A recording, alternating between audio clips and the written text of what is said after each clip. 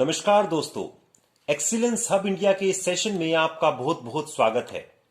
इस सेशन में आज हम सीखेंगे प्रोडक्शन प्लानिंग एंड कंट्रोल के बारे में। Basically production planning and control, जिसको पीपीसी के नाम से भी जाना जाता है। इस सेशन में आज हम कवर करेंगे कि प्रोडक्शन प्लानिंग एंड कंट्रोल क्या होता है। नेक्स्ट हम कवर करेंगे कि production planning and control functions या डिपार्टमेंट के क्या क्या ऑब्जेक्टिव होते हैं। नेक्स्ट हम कवर करेंगे कि प्रोडक्शन मटेरियल्स क्या होते हैं और कितनी तरह के प्रोडक्शन मटेरियल्स किसी मैन्युफैक्चरिंग यूनिट में यूज किए जाते हैं।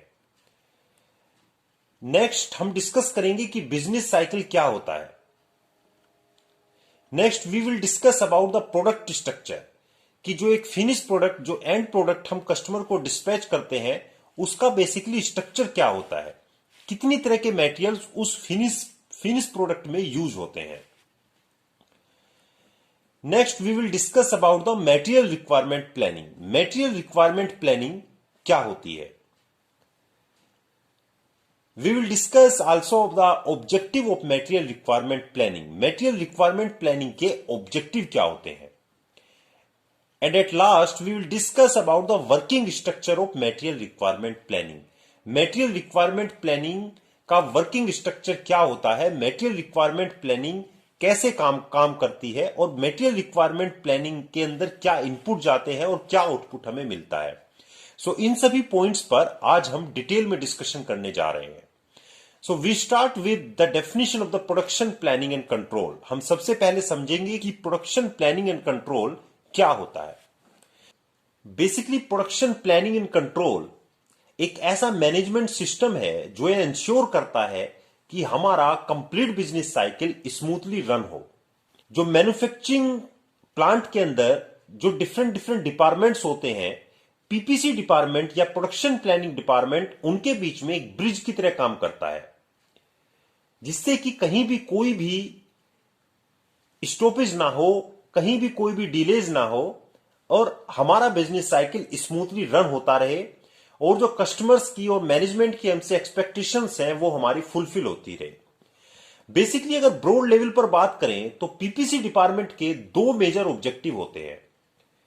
One is customer satisfaction. Customer satisfaction means कि कस्टमर को जो प्रोडक्ट हम सप्लाई कर रहे हैं, जो मटेरियल हम सप्लाई कर रहे हैं और कस्टमर ने जिस डेट में वो मटेरियल हमसे मांगा है, उस डेट में सही क्वांटिटी सही समय पर कस्टमर को सही जगह पर प्रोवाइड कराना। This is the first job of PPC function. Second important जो जॉब है पीपीसी फंक्शन का, जो सेकंड मेजर ऑब्जेक्टिव है, वो है मैनेजमेंट सेटिस्फैक्शन।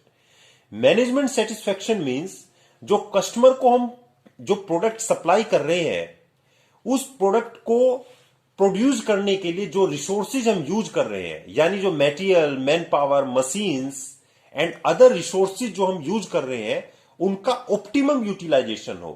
इट मींस उनका बेस्ट यूटिलाइजेशन हो, हमारे रिसोर्सेज कहीं भी वेस्ट नहीं हो रहे हो और उनका ऑप्टिमम यूटिलाइजेशन हो। सो इस तरह से अगर हम पीपीसी डिपार्टमेंट के दोनों ऑब्जेक्टिव को मर्ज कर देते हैं, सो जो फाइनल ऑब्जेक्टिव पीपीसी डिपार्टमेंट का ब्रॉड लेवल पर निकल कर आता है वो ये है कि कस्टमर को जो प्रोडक्ट हम सप्लाई कर रहे हैं वो कस्टमर को सही समय पर सही क्वांटिटी में सही जगह प्रोवाइड करना और उस प्रोडक्ट को प्रोड्यूस करने के लिए रिसोर्सेज का better utilisation, optimum utilisation, these are the important and most important job of PPC function. अब हम डिस्कस करते हैं कि जो हमारी मैन्युफैक्चरिंग यूनिट में जो प्रोडक्शन मटेरियल्स यूज होते हैं वो क्या होते हैं। बेसिकली अगर प्रोडक्शन मटेरियल्स की बात करें, सो जो हमारे प्रोसेस में मटेरियल कंज्यूम होते हैं उन्हीं को प्रोडक्शन मटेरियल्स बोला जाता है। जो एंड प्रोडक्ट, जो कस्टमर के फाइनल प्रोडक्ट को जो बनाने के लिए उसमें जो मटेरियल यूज होते हैं उनको ही प्रोडक्शन मटेरियल्स बोला जाता है।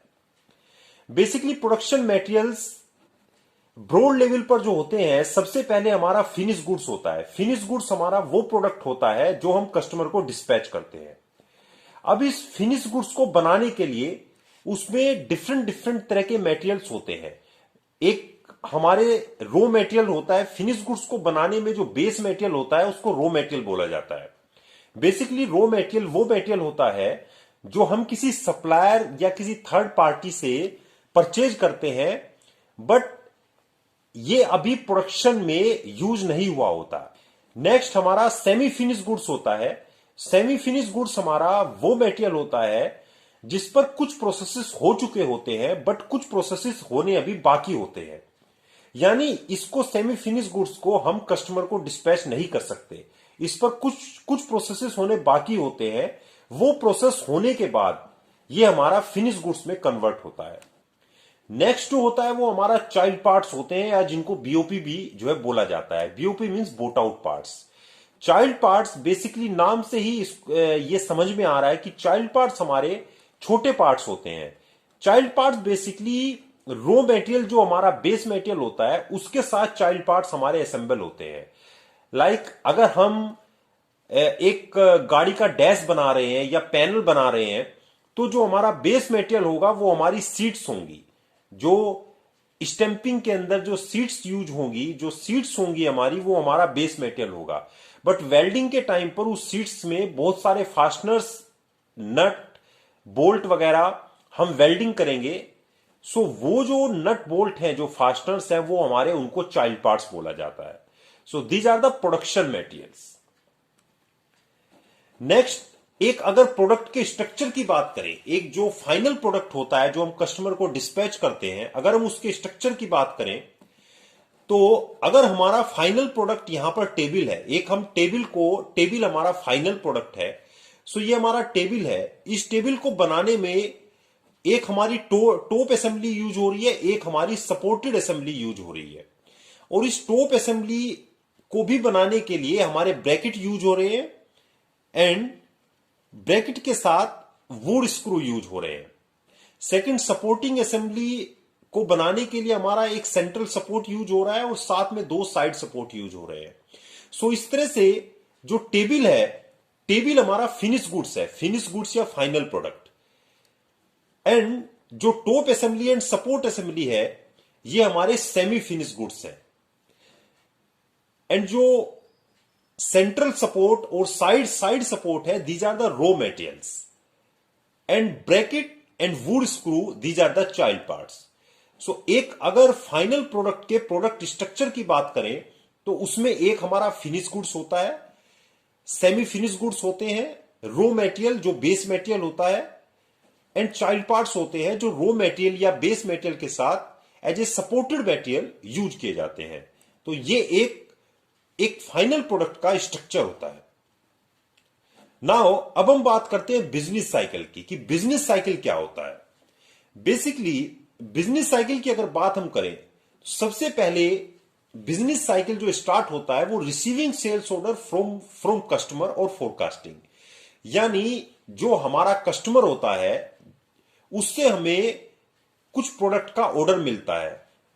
कस्टमर हमें ऑर्डर देता है कि इस प्रोडक्ट का इतना मटेरियल हमें प्रोड्यूस करना है। तो जब कस्टमर से हमें ऑर्डर आता है वो हमारा बिजनेस साइकिल का स्टार्टिंग पॉइंट होता है।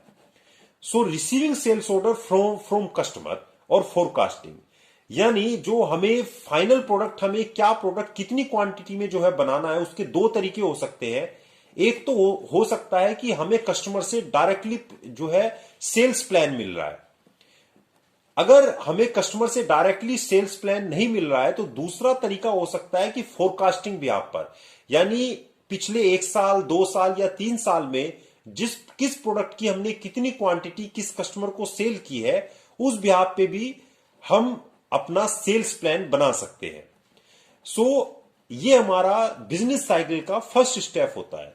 इसके बाद जब हमें कस्टमर से ऑर्डर मिल चुका होता है, जब सेल्स प्लान हमारा बन चुका होता है, उसके बाद जो हमारा नेक्स्ट स्टेप होता है वो होता है preparation of master production schedule.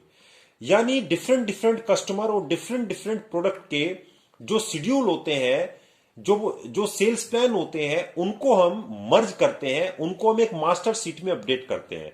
सो उसको मास्टर प्रोडक्शन शेड्यूल बोला जाता है। जब मास्टर प्रोडक्शन शेड्यूल हमारा बन जाता है, उसके बाद हमारी मटेरियल प्लानिंग होती है कि कितना रॉ मटेरियल हमें हमें परचेज करना है, कितने चाइल्ड पार्ट्स हमें परचेज करने हैं, इन सब की प्लानिंग होती है। सो ये हमारा नेक्स्ट स्टेप, थर्ड स्टेप होता है मटेरियल प्लानिंग। मटेरियल प्लानिंग होने के बाद हमारी मैन पावर प्लानिंग होती है कि जो प्रोडक्ट हमें प्रोड्यूस करने हैं, उन प्रोडक्ट को जो है प्रोसेस करने के लिए किस प्रोसेस पर कितनी मैन पावर हमें यूज करनी है। तो मैन पावर प्लानिंग हमारी नेक्स्ट स्टेप होता है। मैन पावर प्लानिंग के बाद हमारी मशीन प्लानिंग होती है, यानी किस मशीन की कैपेसिटी हमारी कितनी है और कितने प्रोडक्ट हमें किस मशीन से क्या क्या क्या प्रोडक्ट हमें मैन्युफैक्चर करना है। तो ये सब प्लानिंग होती है हमारी मशीन प्लानिंग। मशीन प्लानिंग हमारा नेक्स्ट स्टेप होता है। मशीन प्लानिंग के बाद हमारा रॉ मटेरियल एक प्री डिटरमाइंड सीक्वेंस, जिस प्रोडक्ट में जो प्रोसेस होने हैं उसके अकॉर्डिंग रॉ मटेरियल हमारा फिनिश गुड्स में कन्वर्ट होता है। सो ये बेसिकली हमारा प्रोसेसिंग होता है, यानी रॉ मटेरियल पर हम कुछ प्रोसेस करते हैं और वो प्रोसेस होने के बाद वो रॉ मटेरियल हमारा फिनिश गुड्स में कन्वर्ट होता है। तो ये हमारा नेक्स्ट स्टेप होता है। उसके बाद जब फिनिश गुड्स हमारा रेडी हो जाता है, finish goods ready for dispatch होता है, तो उसके बाद वो फिनिश गुड्स हम कस्टमर को डिस्पैच करते हैं और जब मटेरियल कस्टमर के पास पहुंच जाता है, उसके बाद कस्टमर से हम कंफर्मेशन लेते हैं कि मटेरियल उसके पास पहुंच चुका है। देन इसी के साथ जो पैरेलल स्टेप्स होता है वो होता है कि हम अपने प्रोसेस की, अपने सिस्टम की इफिशिएंसी और इफेक्टिवनेस को चेक करते हैं। यानी हम ये चेक करते हैं कि जो हमारा प्रोसेस हुआ है, जो ये कंप्लीट एक बिजनेस साइकिल है, कस्टमर से ऑर्डर आने से लेके कस्टमर तक मटेरियल पहुंचने तक का ये जो कंप्लीट साइकिल है, इस साइकिल में हमारी इफिशिएंसी और इफेक्टिवनेस हमने क्या अचीव किया है। मींस हमने जो रिसोर्सेज हैं उनका ऑप्टिमम यूटिलाइजेशन हुआ है या कहीं पर रिसोर्सेज हमारा वेस्ट तो नहीं हुआ है, कहीं पर हमने अनवांटेड कोई एक्टिविटीज तो नहीं की है, कहीं इस कंप्लीट बिजनेस साइकिल में हमारा कोई material loss, man power loss या मशीन लॉस तो नहीं हुआ है। तो हम इस कंप्लीट बिजनेस साइकिल की इफिशिएंसी एंड इफेक्टिवनेस को चेक करते हैं। तो इस तरह से ये एक पूरा कंप्लीट बिजनेस साइकिल होता है जिसके अंदर कस्टमर से जो हमारे पास सेल्स प्लान आता है, सेल्स प्लान आने से लेके कस्टमर को मटेरियल डिस्पैच करने तक की कंप्लीट एक्टिविटीज को मैप किया जाता है। नाउ अब हम बात करते हैं मटेरियल रिक्वायरमेंट प्लानिंग की। मटेरियल रिक्वायरमेंट प्लानिंग क्या होती है? बेसिकली मटेरियल रिक्वायरमेंट प्लानिंग एक इन्वेंट्री लेवल को कंट्रोल करने का एक सिस्टम है जिसके अंदर हम ये प्लानिंग करते हैं कि कस्टमर के प्लान को एग्जीक्यूट करने के लिए हमारे पास कितना इन्वेंट्री लेवल होना चाहिए, कितने प्रोडक्ट हमें प्रोड्यूस करने हैं, कितना सप्लायर से हमें मटेरियल प्रोड्यूस करना है, सो दैट कि हमारी लाइन और हमारी मशीन भी स्टॉप ना हो और हमारी कैपिटल भी ब्लॉक ना हो। It means material requirement planning हमारी inventory levels and customer requirement के बीच में एक बैलेंसिंग करने की मेथोलॉजी होती है, एक बैलेंस करने का एक सिस्टम होता है। सो बेसिकली एमआरपी की अगर हम बात करें, so this is a scientific way of determining the requirements of raw material, spares, component, all other items required for manufacturing within the economic investment policies of the productive system।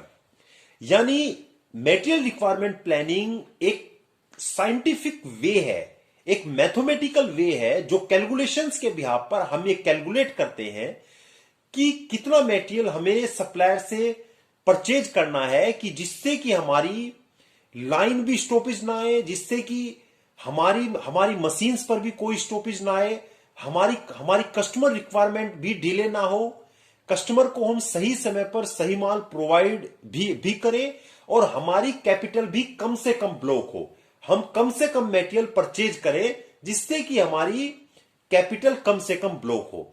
तो basically capital के inventory material requirement planning, inventory levels and customer requirement के बीच में एक optimum balancing का एक method है। अगर हम मटेरियल रिक्वायरमेंट प्लानिंग के ऑब्जेक्टिव की बात करें तो मटेरियल रिक्वायरमेंट प्लानिंग का सबसे पहला ऑब्जेक्टिव होता है कि reduction in inventory levels as well as inventory cost, यानी इन्वेंट्री लेवल को कम से कम करना, इन्वेंट्री लेवल को रिड्यूस करना, जिससे कि हमारी जो कैपिटल है, जो इन्वेंट्री कॉस्ट है, वो हमारी कम से कम ब्लॉक हो। नेक्स्ट ऑब्जेक्टिव है to ensure the right quantity of material is available at the right time to produce the right quantity of product, यानी फिनिश प्रोडक्ट की सही क्वांटिटी सही समय पर अवेलेबल हो। This is the objective of MRP. सही समय पर सही मटेरियल अवेलेबल होना चाहिए। नेक्स्ट जो ऑब्जेक्टिव है एमआरपी का वो है कि एमआरपी इंश्योर करती है कि हमारे प्रोसेस में फाइनल प्रोडक्ट बनाने के लिए या सेमी फिनिश गुड्स जो है प्रोडक्ट बनाने के लिए, नेक्स्ट जो ऑब्जेक्टिव है एमआरपी का कि एमआरपी इंश्योर करती है कि हमारे प्रोसेस में जो मटेरियल यूज होने हैं वो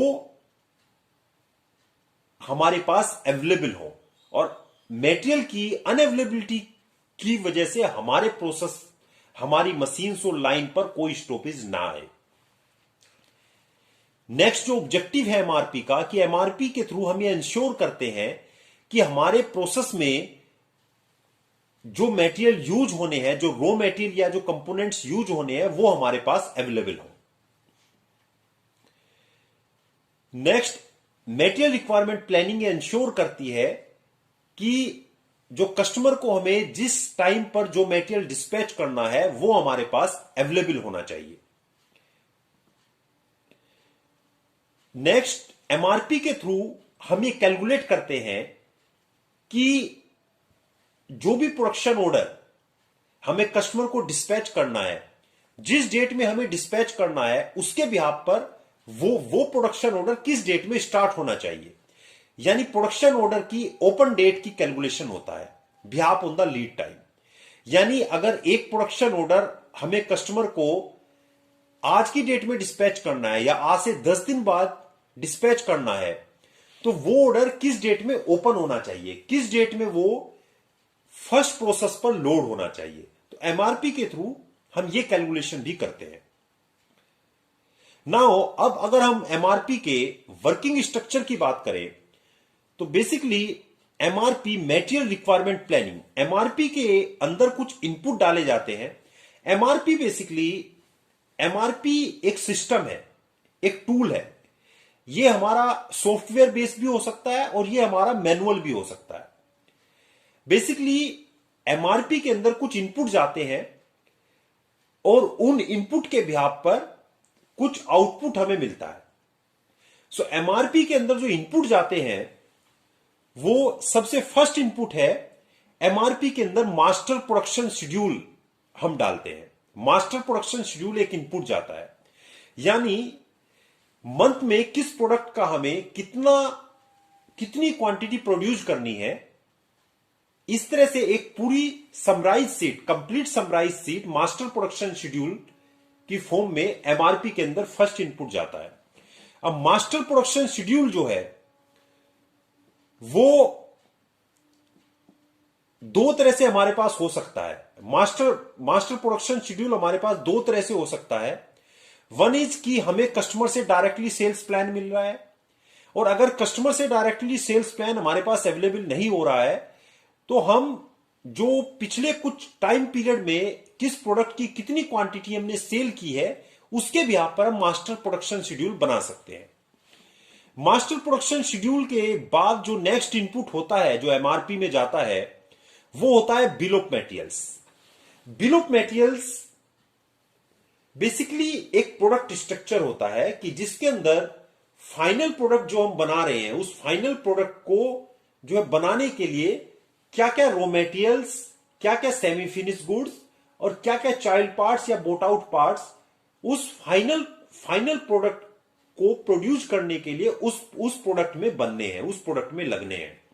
बेसिकली जो बिल ऑफ मटेरियल होता है वो स्ट्रक्चर लिस्ट होती है हमारे प्रोडक्ट की, एक प्री डिटरमाइंड लिस्ट होती है, जिसके अंदर कोई भी फाइनल प्रोडक्ट होता है तो जब वो प्रोडक्ट डेवलप होता है एनपीडी स्टेज पर ही वो डिफाइन कर दिया जाता है कि इस प्रोडक्ट में क्या क्या मटेरियल लगने हैं, क्या रॉ मटेरियल लगना है, क्या इसमें बोट आउट पार्ट्स जो है लगने हैं, इसमें क्या हमारे सेमी फिनिश गुड्स इसमें लगने हैं। तो बिल ऑफ मटेरियल के डिफरेंट डिफरेंट लेवल होते हैं। नेक्स्ट सेशन में हम बिल ऑफ मटेरियल को डिटेल में अंडरस्टैंड करेंगे। सो ये हमारा सेकंड इनपुट होता है बिल ऑफ मटेरियल्स। नेक्स्ट जो इनपुट होता है वो हमारा इन्वेंट्री रिकॉर्ड फाइल होता है।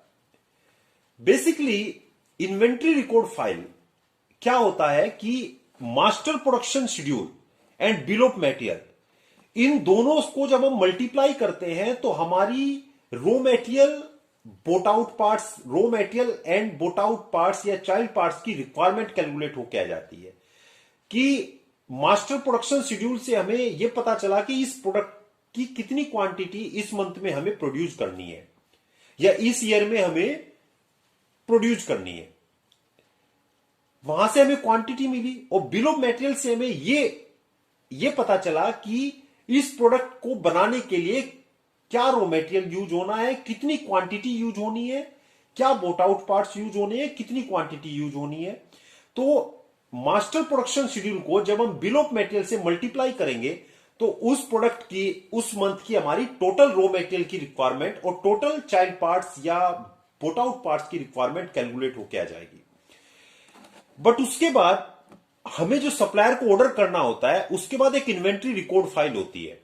वो रिक्वायरमेंट जब कैलकुलेट हो जाती है उसके बाद मे बी कि कुछ मटेरियल, कुछ रॉ मटेरियल उस प्रोडक्ट के लिए या वो रॉ मटेरियल जो उस प्रोडक्ट में यूज होना है ऑलरेडी हमारे पास रखा हुआ है। सो किस रॉ मटेरियल या किस बोट आउट पार्ट्स की कितनी क्वांटिटी हमारे पास ऑलरेडी स्टॉक में रखी हुई है वो हमें इन्वेंट्री रिकॉर्ड फाइल से वो पता चलता है कि किस रॉ मटेरियल या किस बोट आउट पार्ट्स की, किस चाइल्ड पार्ट्स की कितनी क्वांटिटी हमारे पास अवेलेबल है।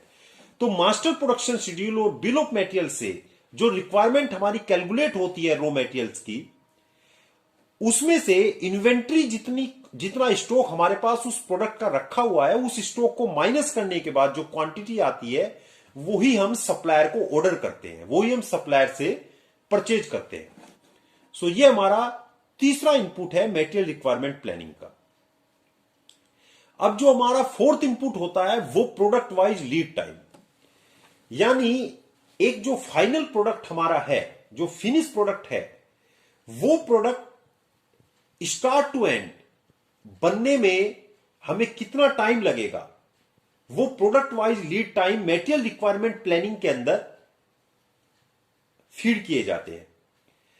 बेसिकली लीड टाइम क्या होता है कि आज कस्टमर ने कोई ऑर्डर हमें दिया, सो कस्टमर के ऑर्डर आने से लेके कस्टमर को वो मटेरियल डिस्पैच होने तक का जो टाइम होता है, वो जो कंप्लीट साइकिल जो है उसका जो टाइम होता है उसी को लीड टाइम बोला जाता है।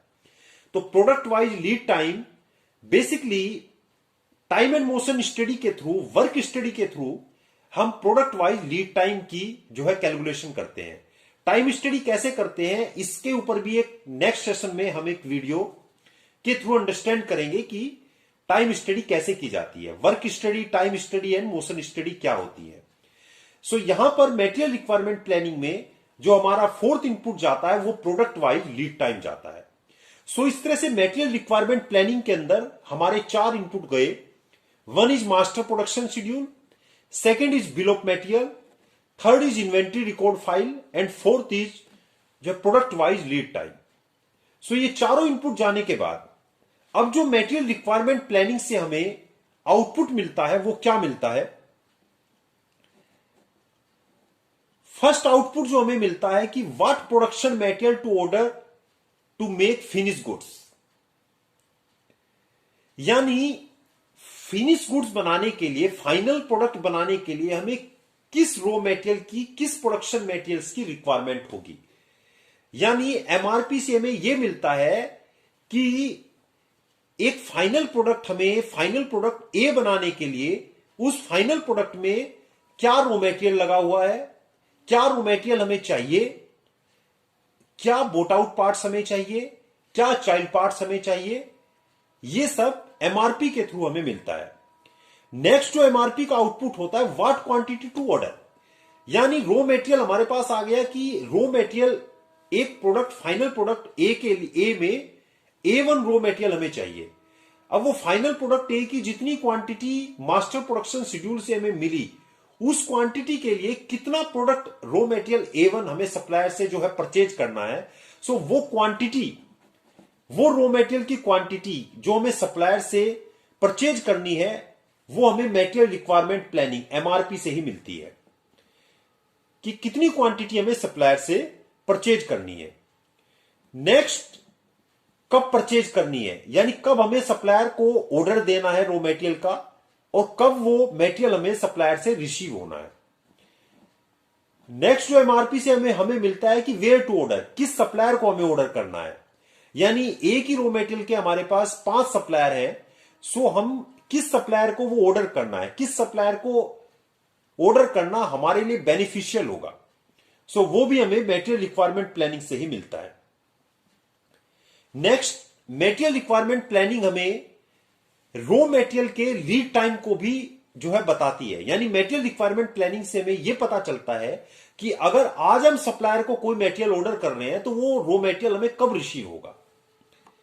नेक्स्ट जो एमआरपी का आउटपुट होता है कि what will be the order start date, यानी जो यहां पर मटेरियल रिक्वायरमेंट प्लानिंग के अंदर हमने लीड टाइम फीड किए थे, उस लीड टाइम से हमें यह मिलता है कि ऑर्डर अगर हमें किस डेट में, जो कस्टमर को, जिस डेट में हमें कस्टमर को ऑर्डर डिस्पैच करना है, सो उस डेट में वो मटेरियल हमारे पास रेडी हो। सो किस डेट में वो मटेरियल फर्स्ट मशीन पर लोड होना चाहिए, किस डेट में रॉ मटेरियल, उस प्रोडक्ट का रॉ मटेरियल फर्स्ट मशीन पर लोड होना चाहिए।